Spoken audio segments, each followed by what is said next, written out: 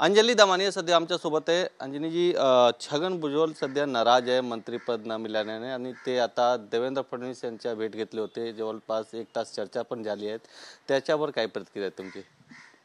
नाही, कसं आहे की यांना मंत्रिपद मिळालं नाही म्हणून ते इतके अस्वस्थ झाले आहेत। तर आणि ज्यांच्या विरुद्ध आजपर्यंत ते बोलले, म्हणजे शिवसेना सोडली तेव्हा बाळासाहेबांविरुद्ध बोलले, मग आधीचा पक्ष सोडला तेव्हा अजित पवारांविरुद्ध बोलले, आता ते फडणवीसांना भेटायला गेलेत। तर असो, त्यांनी फडणवीसांनी देखील त्यांना खुशाल घ्यावं, कारण आता त्यांना सगळेच चालतात, त्यांना भ्रष्टाचारी चालतात, त्यांना गुन्हेगार चालतात, त्यांना सगळे क्रिमिनल्स चालतात, धनंजय मुंडे जे असे वाल्मिक कराडसारखे लोक पाळून आहेत ते लोकसुद्धा चालतात। तर मला असं वाटतं आता फडणवीसांना कोणीही चालेल, त्यांनी थेट भाजपत जावं, त्यांची मर्जी।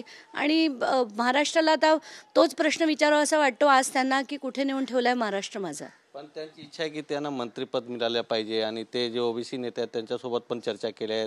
ते पुढची भूमिका काय करणार आहेत ते पण आता त्यांची सुरू आहे। त्यांचं नेहमीचंच आहे हे फ्लेक्सिंग ऑफ मसल आणि विक्टिम कार्ड खेळणं। हे भुजबळांनी आज नाही अनेक वेळा केलंय, त्यामुळे ते करतच राहतील। आणि ओबीसींचा आणि त्यांचा खरं काहीही संबंध नाही आहे।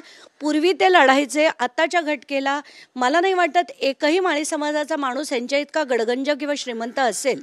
तर ह्यांचे लढे जे आहेत ते फक्त स्वतःपुरते असतात, समाजाचं आणि याचं फक्त जातीचं नाव घेतलं जातं, आणि ही अशी माणसं कोणाचीच नसतात, समाजाची तर नक्कीच नाही। वाल्मिकी कराडवर तुम्ही आज ट्विट करून काही प्रश्न उपस्थित केले आहेत, काय सांगाल त्याच्यावर?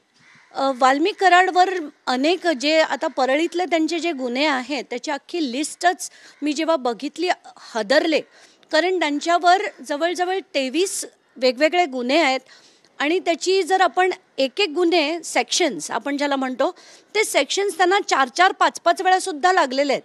म्हणजे इतका माहीर गुन्हेगार, आणि त्यांना आजपर्यंत एकतर मला सांगण्यात आलं की ते ॲब्स्कॉन्डिंग आहेत, फरार आहेत। तर ते फरार आहेत का फरार केलं गेलंय हा सगळ्यात मूळ प्रश्न आहे।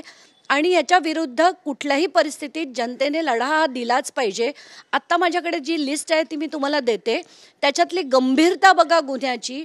त्यांच्याकडे रिव्हॉल्वर लायसन्स नसताना आर्म्स ॲक्ट खाली 3/25 ऑफ आर्म्स ॲक्ट आणि 4/25 ऑफ आर्म्स ॲक्ट एवढे अक्षरशः सिरियस गुन्हे त्यांच्यावर असताना देखील हा माणूस अगदी आरामात फिरतो आणि त्यांना काही शिक्षा होत नाही आहे। दुर्दैव आहे हे महाराष्ट्राचं, दुर्दैव।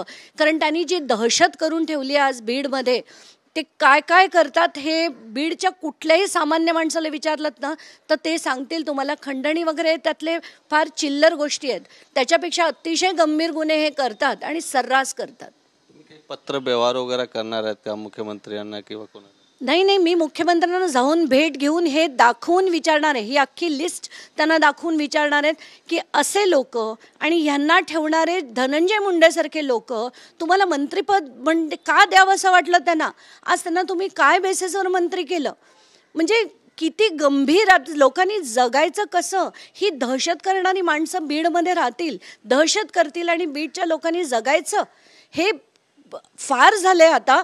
तर मुख्यमंत्र्यांना याचा जाब विचारायला मी नक्कीच जाणार आहे। मागणी काय करणार आहेत मुख्यमंत्रीकडे? नाही, पहिलं म्हणजे त्यांना शोधा। तुम्ही मुंबई पोलीस, महाराष्ट्र पोलीस, तुम्ही होम मिनिस्टर आहात। होम मिनिस्टर असताना तुम्हाला पिंजून काढून जर अशा एका माणसाला शोधता येत नसेल तर तुम्हाला खरोखर त्या पदावर राहण्याची तुमची योग्यता नाही। अशा माणसाला शोधून काढलंच पाहिजे आणि त्याला शिक्षाही भोगायला लागलीच पाहिजे, कारण आत्ताच्या घटकेला त्यांच्यावर खंडणीचा ऑलरेडी FIR आहे। त्या व्यतिरिक्त माझ्याकडे अख्खी 10 याची लिस्ट आहे। तर त्याला कुठल्याही परिस्थितीत म्हणजे अरेस्ट झालंच पाहिजे आणि शिक्षाही झालीच पाहिजे। कॅमेरामॅन अजय मोहितेसह गोविंद ठाकूर, TV9 मराठी, मुंबई।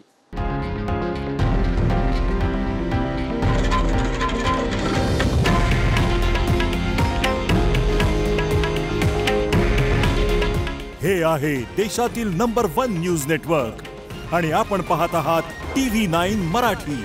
काळजी तुमची, हित महाराष्ट्राचं।